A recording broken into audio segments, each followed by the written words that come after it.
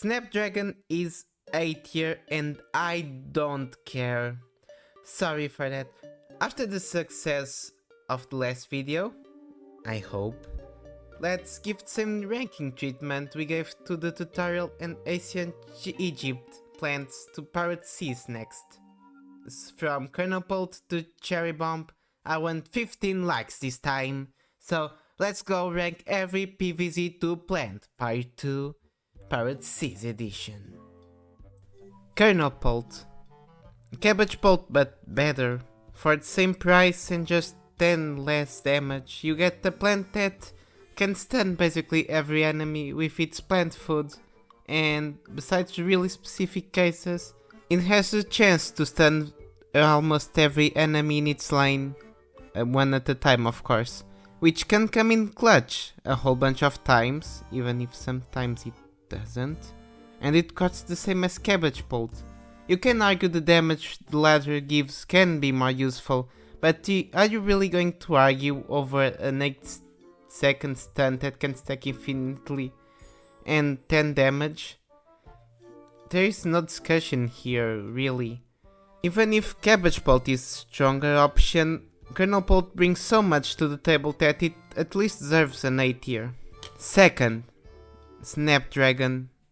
A tier, borderline S maybe. Snapdragon's biggest weakness is that it doesn't work with iceberg lettuce and other ice plants, but it's an exemplary plant on balanced bustedness.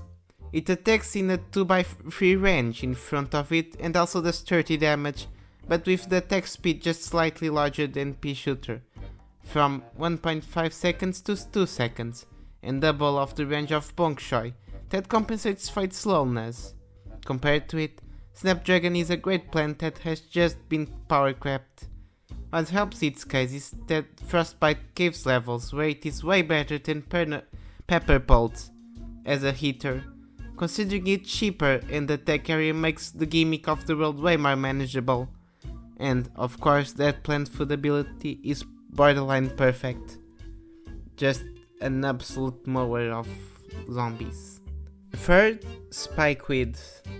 When I was a kid I'd put this in S. B. And I'm being kind of generous here, because this is one of those cases where you just outgrow the plant. I do think that it is a generally strong plant and in most cases more cost effective than Spikerock, since unless you build a whole strat about stalling for suns, this basically becomes just insta-kills to use against specific targets like piano zombies or barrel zombies. It really just isn't at a lower tier because there is a genuine strategy on bringing them, especially in low sun cost teams, and all ground plants can't be normally eaten, so they end up as a reliable plant next to a walnut or a tallnut, which you unlock until you unlock Endurian, of course. Fourth, Spring Bean. No! D tier.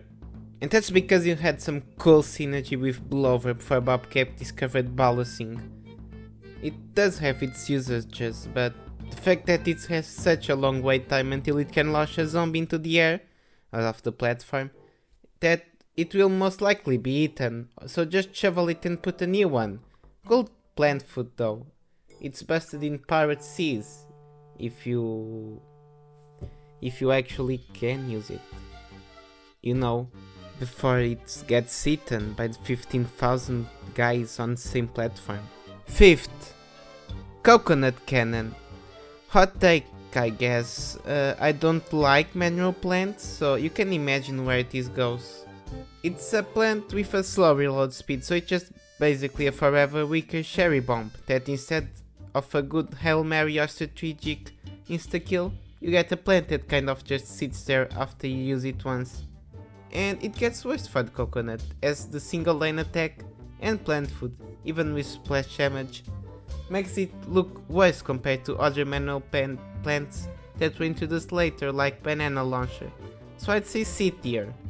It definitely has its place in the metagame, but it's not something I want to use, but something you can use in conveyor levels, and not much else. Sixth, Threepeater. 3 times the holes, 3 times the... why the fuck is there no 6 lane sections for symmetry sakes? Outside of autism, the plant is good, and that's about it. If you do a full row of them, they just become just textual Threepeaters, as in 3 Ps. Although, if you only put one, you are just putting a 300 sun plant in place of 3 P shooters that cost 100 suns. So I'd say B tier. It's better than a P shooter just by the nature of shooting in 3 lanes, and also benefits from synergy with Torchwood and itself. The plant food though, it's not that good considering it just throws Ps into every lane with no strategic benefit besides cleaning the row. The plant is effectively or helping out other rows, which is either what the P shooter already does or any catapult plant could do. 7. Spikerock. Spikeweed's expensive cousin, same speech applies, but now the 3 lives it has can be a blessing if you put them at the front, and nothing more really. Put them anywhere else, it's basically useless because unless the zombies walk backwards, it's basically a dead weight. The 250 sun cost is not helping here and probably is the biggest killer, because for that price you can put 2 Spikeweeds in the half for just double the damage and 3 extra lives, which while in Powered Seas can be really useful since there is a limited space where barrel zombies can spawn in. In any other world, like the Wild West, yeah, pack it up, bro, you are not special. Just load up Spikeweed and use it as an insta-kill. B tier also, but below Spikeweed. 8th, Cherry Bomb. To finish off Pirate Seas, Cherry Bomb, A tier. A great insta-kill plant that the PvZ2 economy just makes it ultra useful. It explodes and damages a 3x3 area, which in Pirate Seas is both busted and somewhat wasted considering it's at the end of the world and all. And in any other worlds, just cleans whatever you need with the exception of just a few tanky zombies. In my opinion, Pirate Seas is a really good world, really consistent and probably the best collection of plants early PvZ2 had to offer from the 3 beginning worlds. So in the next video we are ranking the Wild West plants. Might be a bit controversial, or not. See you next time! Ja, Song Shu!